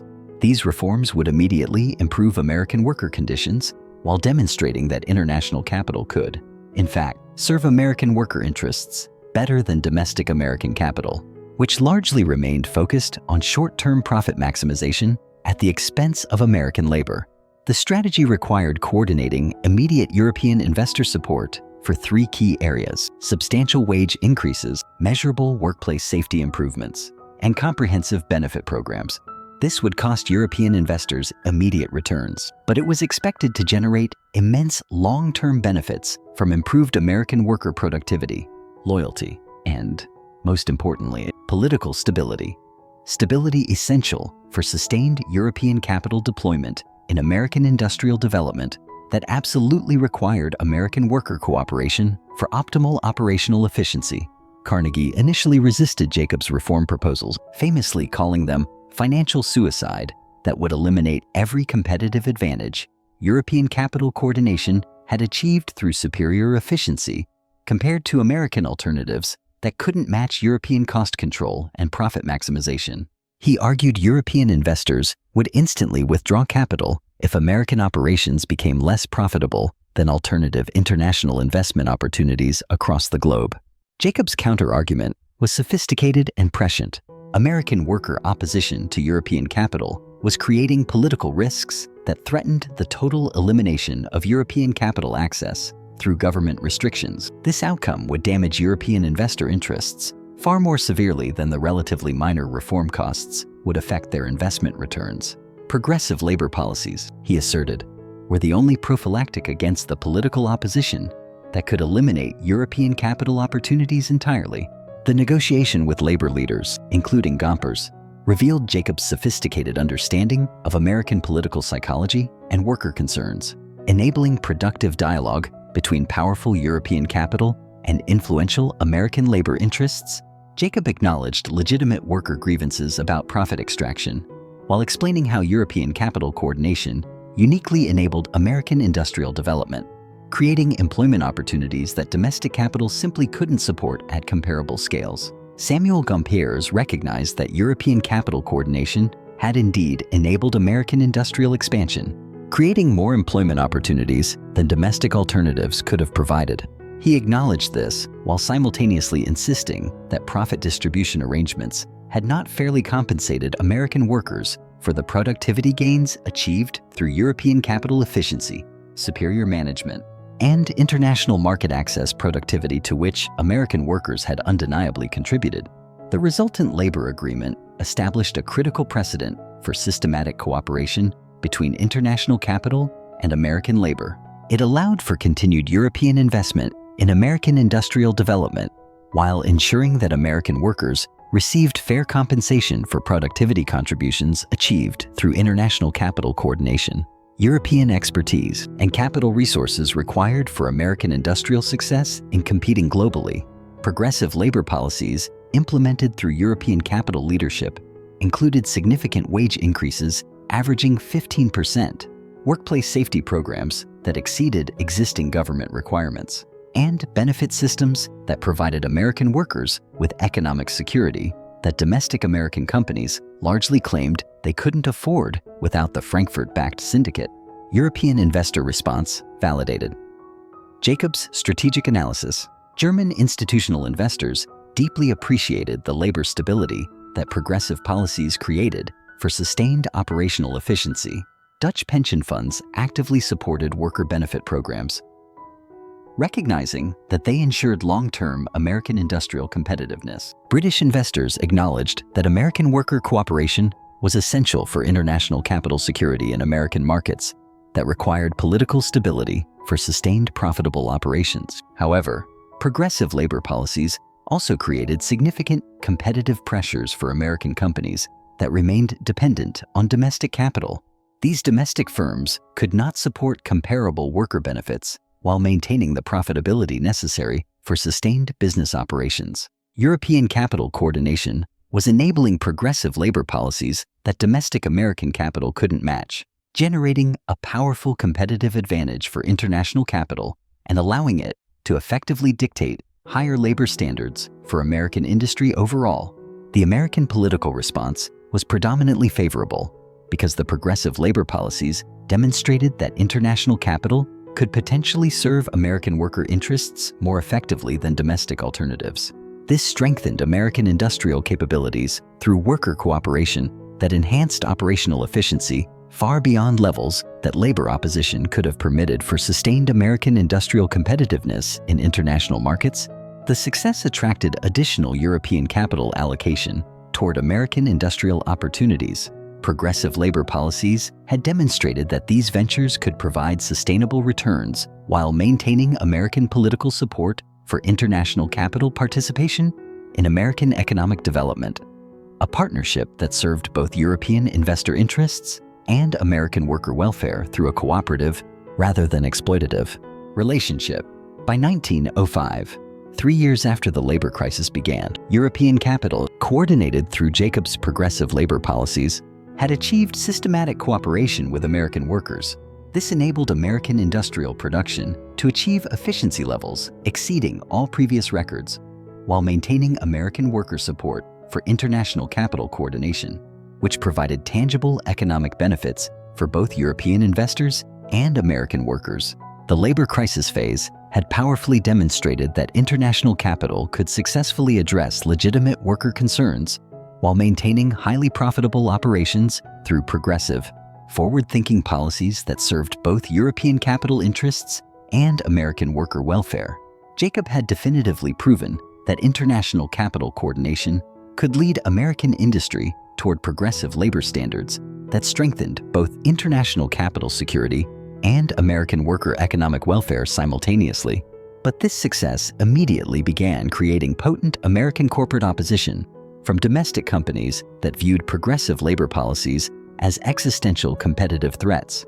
These policies would force comparable improvements in domestic operation, eliminating the competitive advantages that lower labor costs had provided for American companies unable to access the international capital coordination necessary for supporting enhanced worker benefits while maintaining operational profitability.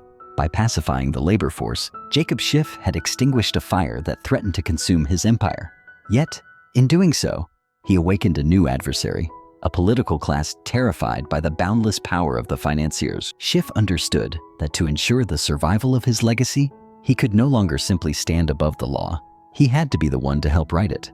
To do that, he needed to seduce the only power in America greater than his own. On the evening of March 19, 1904, inside the White House, President Theodore Roosevelt hosted a private dinner for Jacob Schiff. It was officially classified merely as a social courtesy for a prominent philanthropist. In reality, it was the pivotal moment when the President of the United States formally acknowledged that the transatlantic gold flow directed the course of American economic development more effectively than any decree from Washington. Roosevelt, the populist reformer, requested Jacob's cooperation for implementing his ambitious progressive agenda reforms that would necessarily serve both American political objectives and the colossal European investor interests that Jacob represented more powerfully than any elected official in the country. Roosevelt's invitation represented an unprecedented recognition of private financial power by American political authority.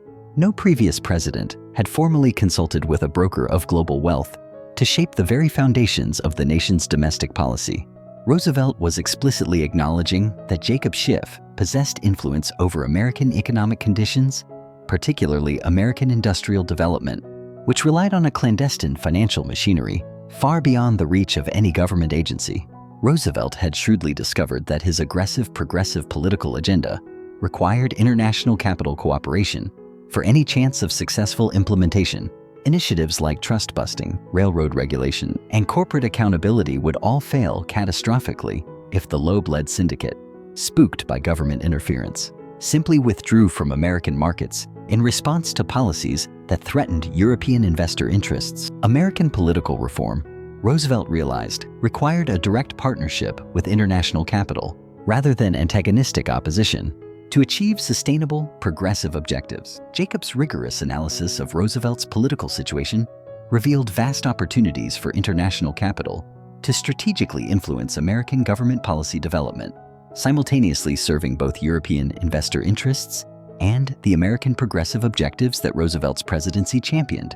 International capital could offer indispensable support for progressive reforms that strengthened American institutional stability, while Jacob ensured that reform implementation protected international capital security rather than threatening the European investment interests essential for continued American investment upon which American economic development profoundly depended. The political partnership that emerged from this White House consultation was unprecedented in American governmental relations with private financial power. Jacob committed to providing the Roosevelt administration with detailed, real-time analysis of the economic implications for any proposed reforms. In return, Roosevelt would ensure that reform implementation protected the stability of international capital interests, the guarantee European investors required for sustained American investment and industrial competitiveness. Consider the constitutional and political implications of formal presidential consultation with representatives of foreign capital about core American domestic policy development. Roosevelt was openly acknowledging that the American government required international capital's tacit approval for the successful implementation of policies that profoundly affected American economic conditions. Conditions that international capital controlled more directly and effectively than American political institutions could influence through traditional governmental approaches. The trust-busting coordination perfectly demonstrated the sophistication of the Roosevelt-Schiff cooperation. Instead of opposing all corporate consolidation, much of which international capital had financed, Roosevelt strategically targeted only specific monopolistic practices that actively threatened competitive markets, while carefully preserving the beneficial corporate consolidation that international capital required for achieving the operational efficiency that served both European investor returns and American economic development. Schiff did not just accept regulation, he weaponized it. By guiding Roosevelt's hand, he ensured the trust-busting axe fell primarily on his domestic competitors, while his own corporate alliances remained untouched under the guise of efficient consolidation.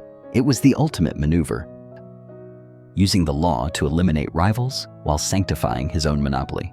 Jacob's influence over trust-busting policy ensured that government regulations strengthened, rather than threatened, international capital interests, all while achieving Roosevelt's political objectives for corporate accountability demanded by American voters. International capital would actively support reasonable regulation that enhanced market stability, but would vehemently oppose any excessive regulation that would threaten European investment security, which American economic development required for sustained industrial growth. Railroad regulation presented comparable opportunities for international capital to support government reform, while ensuring that the regulatory implementation served European investor interests. Jacob expertly coordinated European investor support for railroad rate regulation that would eliminate discriminatory practices.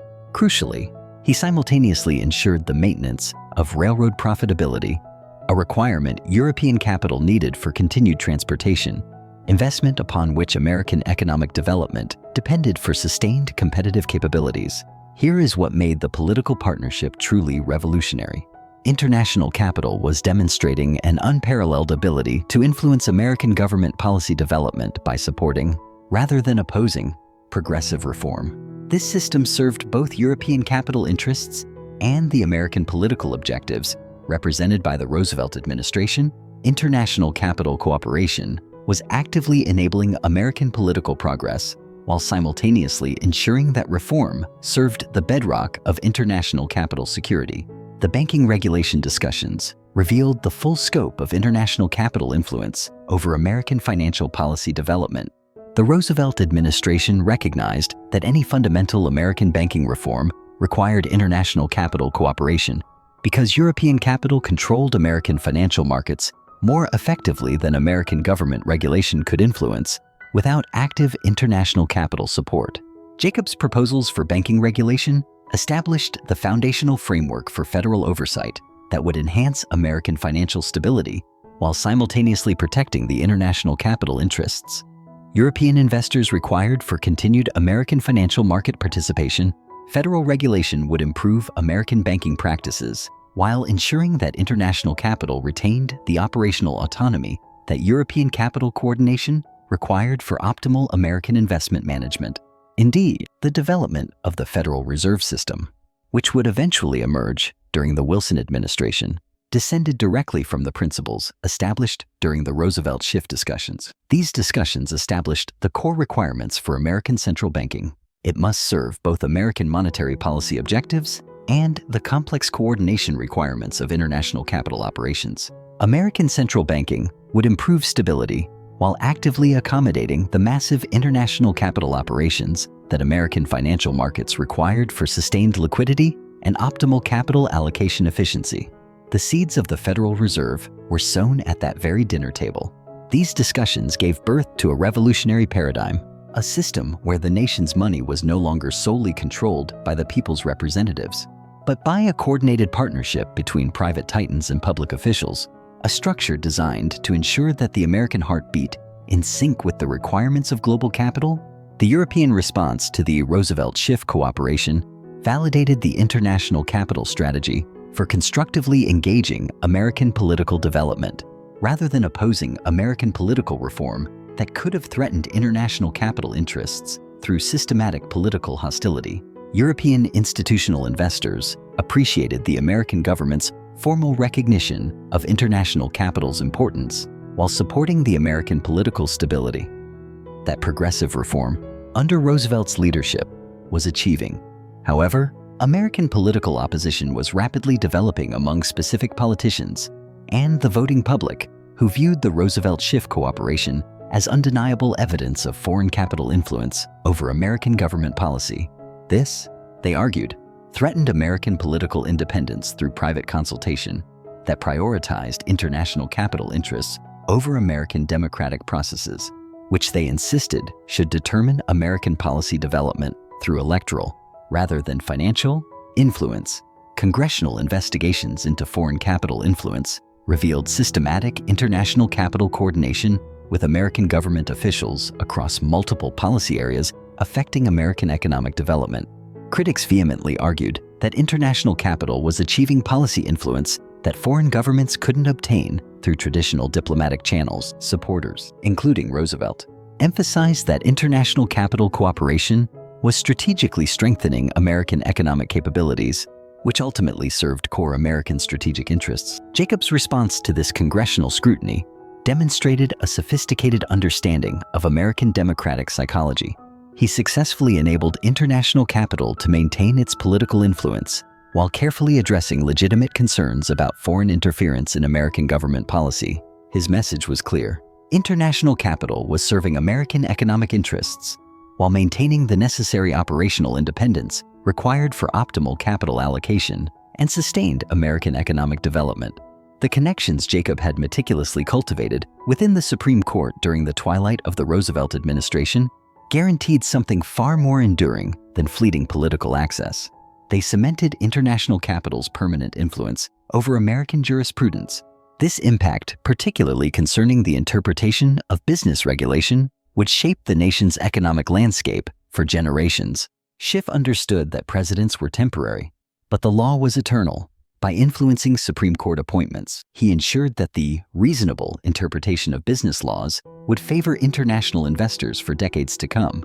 He wasn't just buying access for the present, he was anchoring the security of European capital into the very bedrock of American jurisprudence. Long after Roosevelt would leave office, Jacob deftly orchestrated European capital support for key legal precedents that zealously protected international investment rights, skillfully balancing this self-interest with the endorsement of reasonable government regulation.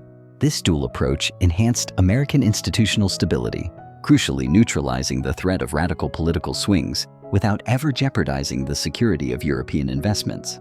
The legislative output of the progressive era, particularly during Roosevelt's later years, was a testament to this systematic international capital influence. Reform was engineered to serve a synergistic function, achieving American political objectives such as curbing domestic excesses and institutionalizing anti-monopoly measures, while simultaneously fulfilling the capital interests essential for maintaining America's sustained industrial competitiveness on the global stage. By aligning closely with the Roosevelt administration on labor policy, international capital helped devise a structured framework for systematic worker protection and grievance mechanisms.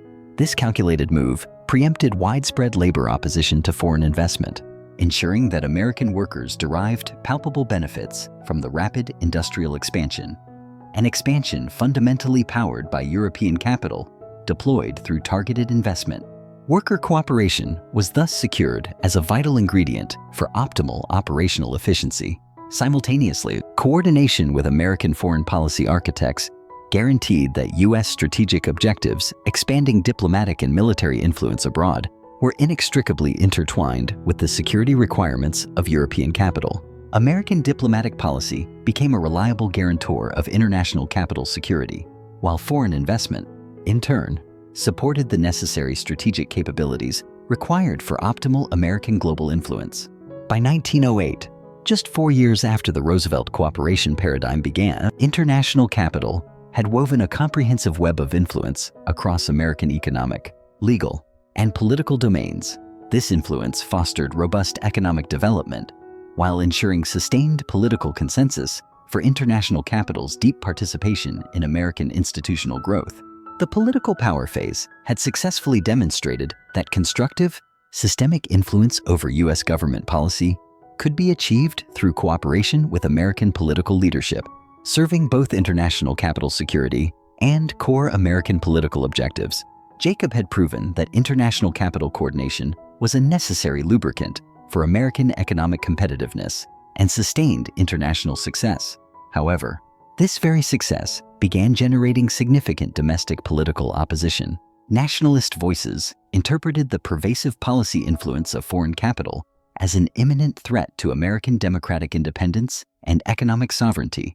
They demanded immediate government intervention to restrict foreign capital's political access, a move that, if successful, threatened to sever the vital international financial connections necessary for sustaining America's competitive capabilities in demanding global markets. But if Roosevelt was a partner, Schiff could manipulate. His successor would learn that Schiff was a master who could punish. Years later, Schiff's power evolved from financial influence to sovereign command. When Russia refused to honor U.S. passports held by Jews, Schiff didn't just complain. He declared political war on President William Howard Taft. Using his immense leverage, he forced the U.S. government to abrogate the Commercial Treaty of 1832 with Russia. President Taft complained about Schiff's vanity, but he capitulated. Schiff had effectively dictated American foreign policy from a Wall Street boardroom. He had proven that he didn't just own the president's ear, he could force the president's hand. Jacob Schiff knew that politicians would come and go, but a system could endure forever. Owning a president was a temporary victory if the nation's currency remained outside his grasp. To truly master America's destiny, Schiff needed a machine that functioned independently of the government, an institution that could print money and orchestrate global capital flows at the command of those behind the curtain. The blueprint for that machine was born during a journey shrouded in the deepest secrecy in financial history. The crisp, encrypted cable that landed at Jacob Schiff's private Fifth Avenue residence on November 3, 1913, carried strategic intelligence that would confirm his partner's roles in forging the most audacious financial empire in human history. The message was succinct. London confirms establishment of Federal Reserve System, creates unprecedented opportunities for global monetary orchestration. European central banks requesting systematic cooperation for global monetary policy coordination. But Schiff's ambition went beyond railroads. He wanted to redesign money itself. The blueprint for this system was not drafted in a government hall, but in total secrecy. In 1910, Schiff's partner Paul Warburg, along with Nelson Aldrich and other elites, boarded a private train with blinds drawn, posing as duck hunters on a trip to Jekyll Island, Georgia. They were forbidden to use last names to avoid detection. There, in the seclusion of an exclusive club, they wrote the legislation that would birth the Federal Reserve, effectively handing control of the nation's currency to private bankers. The blueprint for this system was drafted in total secrecy. In 1910, Schiff's partner Paul Warburg, along with Nelson Aldrich and a handful of elites, boarded a private train with blinds drawn, posing as duck hunters on a trip to Jekyll Island, forbidden from using their last names to evade detection. They spent 10 days in a secluded club crafting the legislation. Kuhn, Loeb didn't just play the financial game. They were literally writing the rulebook for the US dollar, handing the keys of the nation's vault to a private syndicate. The seamless integration of American finance with established European capital markets was now not only achievable, but inevitable, facilitated by central banking cooperation that promised unfettered capital mobility far beyond previous legal and logistical limitations. For Jacob, the creation of the Federal Reserve represented the culmination of 4 decades of systematic American financial development. Central banking provided the necessary institutional muscle to coordinate international capital at a scale that private banking networks could never reach, simultaneously integrating U.S. financial markets with the deep liquidity of European capital, a transformation that shattered the domestic constraints that had previously hampered American international economic ambition. The Federal Reserve System was, in essence, the formal, governmental codification of the transatlantic financial architecture Jacob had meticulously pioneered through his private banking networks since his arrival in 1867. Where private coordination relied on trust and individual agreements, federal central banking offered the robust institutional framework and systemic security required for large-scale international capital mobility. This timing was flawless, setting the stage for a revolutionary expansion of influence, moving beyond American markets towards systematic global financial orchestration that aimed to seamlessly integrate American, European, Asian, and South American capital markets. Jacob's internal analysis confirmed that the Federal Reserve provided the essential foundation for a truly global financial empire, one designed to coordinate international capital flows across all major markets and ensure optimal capital allocation. This system promised to strengthen worldwide economic development through systematic international cooperation, generating returns for international capital that regional alternatives simply could not match. The sheer scope was staggering. Global capital markets represented over $15 billion in available capital. In 1913, a modern equivalent exceeding $390 billion, all of which could now be strategically deployed and coordinated via central banking relationships. The global expansion strategy demanded intricate liaison work, coordinating the American Federal Reserve with European central banks, ECBS, major Asian government financial institutions, and South American monetary authorities. The goal was universal capital mobility and optimal international allocation that served both the lucrative returns required by capital and the foundational requirements of global economic stability through cooperative, rather than competitive, international financial relationships. However, this grand orchestration required careful management of intense political sensitivities. In numerous countries, nascent nationalist movements were already interpreting this international capital cooperation as a grave threat to national financial independence, spurring demands for government restrictions that could choke off the necessary access to domestic markets required for optimal global capital allocation. Jacob's diplomatic approach was unprecedented in international financial development. Systematic coordination between powerful private international capital and government financial institutions, enabling global mobility while scrupulously maintaining national government authority over domestic fiscal and monetary policies, thus respecting political sovereignty. International capital would actively serve national economic development objectives while maintaining the global coordination necessary for sustained international economic growth. Here is what made the global strategy revolutionary. Jacob was creating the first systematic global financial network that coordinated private capital with sovereign financial institutions for optimal international capital allocation, all while maintaining the political relationships that would guarantee sustained international cooperation. The Federal Reserve was not merely an American central bank. It was the global hub of a vast, interconnected network.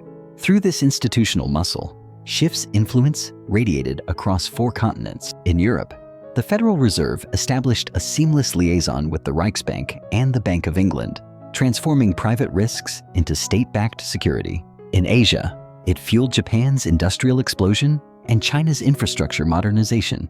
Even in South America, from the coffee fields of Brazil to the ports of Argentina, the Loeb network dictated the pace of development.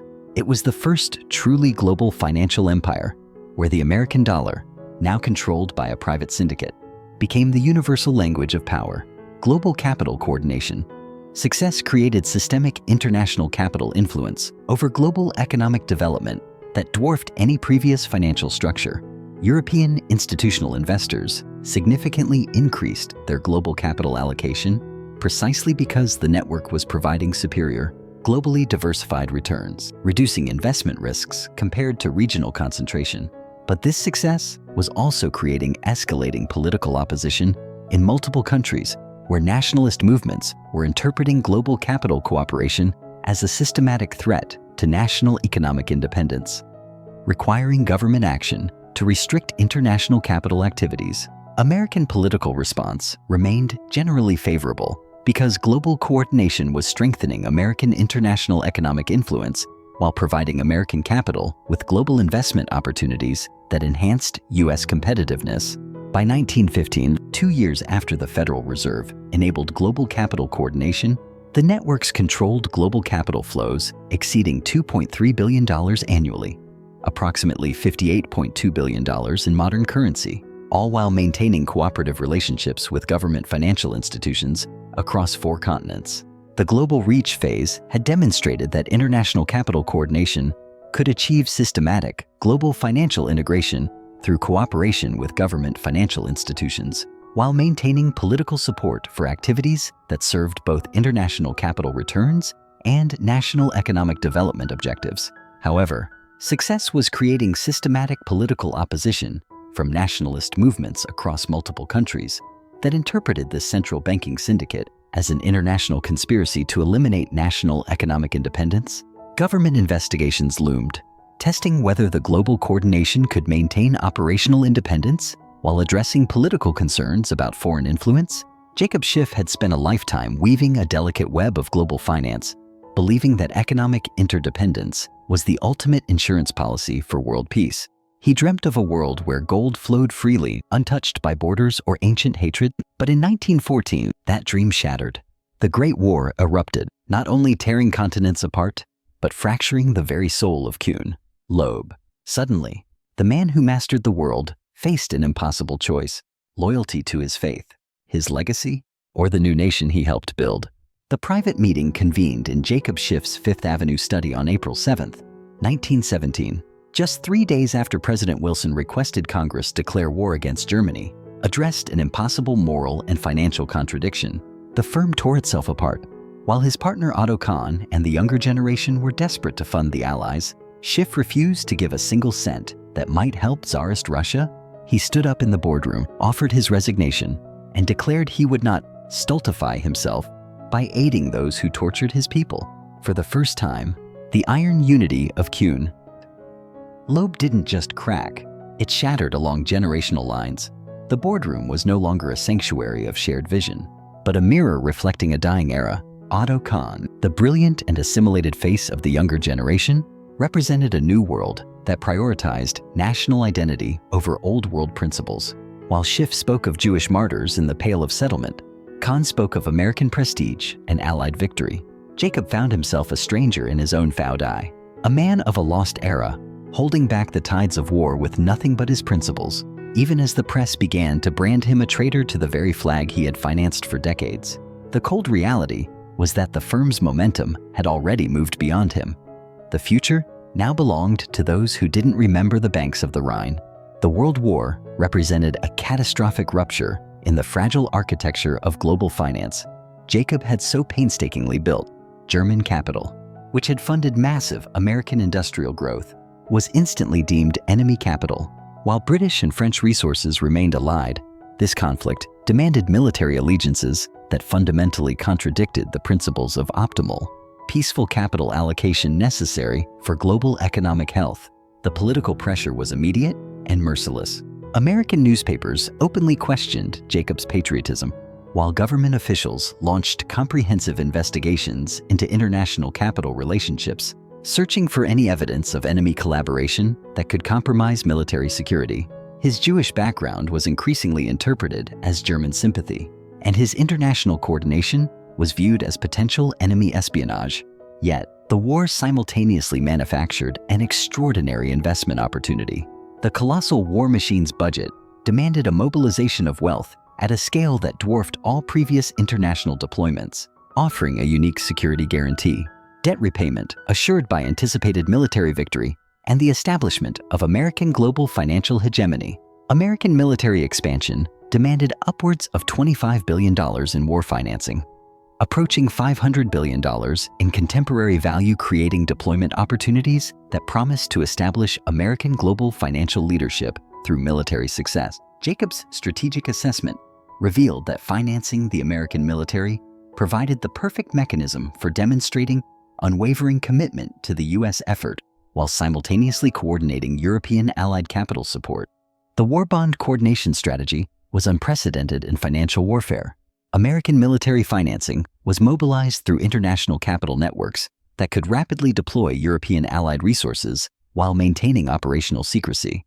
The approach required a delicate balance, serving international capital returns while meeting American political demands for the appearance of strictly domestic financial control over war efforts, a requirement of national security. International capital coordination would serve American military objectives while locking in unprecedented investment returns that would strengthen American global capabilities. War bond marketing to American investors created systematic domestic financial support for international capital coordination, maintaining American investor participation in the military financing that served both patriotic objectives and guaranteed investor returns through military victory. The profitability was staggering. The transatlantic lenders reaped average annual returns exceeding 35% from American military financing, while contributing directly to the military success that would solidify American global leadership. However, the success carried a heavy political price. Accusations of war profiteering created fierce political opposition among the American public, who saw international capital benefiting extravagantly from American military sacrifice and rising casualty counts. Congressional investigations into war profiteering quickly revealed the systematic international capital coordination that was generating extraordinary returns from sustained military financing. Jacob's response demonstrated a sophisticated understanding of American political psychology, balancing the imperative for international capital returns with the critical need to maintain public support. But then, history delivered the ultimate twist. In March 1917, the Tsar was overthrown. The moment his mortal enemy fell, Schiff did the unthinkable. He didn't just celebrate, he opened the vaults. He famously declared that with the tyrant gone, he could finally support the Allies with a clear conscience. He subscribed to a massive liberty loan for the new Russian government almost overnight. It wasn't about profit, it was about principle. He had fought the Tsar for 30 years, and he had won. While Schiff's heart was consumed by the moral fire of the revolution, his financial machinery remained cold and lethal.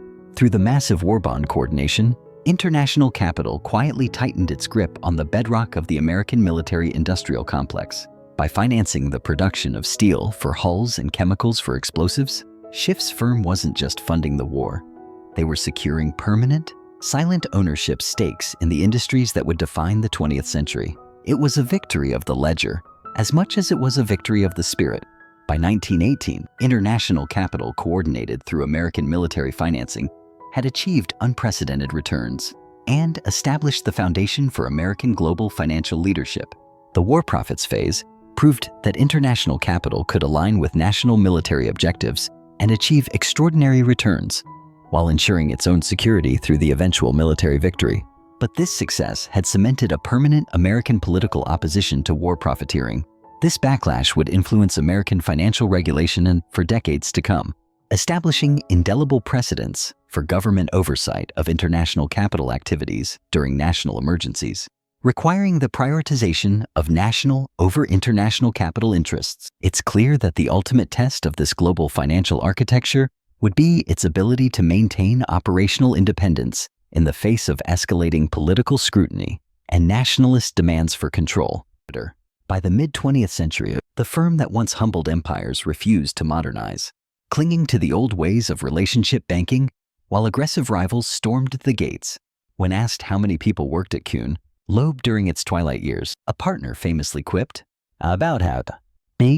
The titan that built America quietly faded, eventually swallowed by the very markets it helped create. Jacob Schiff's name slipped into the shadows of history, leaving behind a world where money no longer has a face, only a system.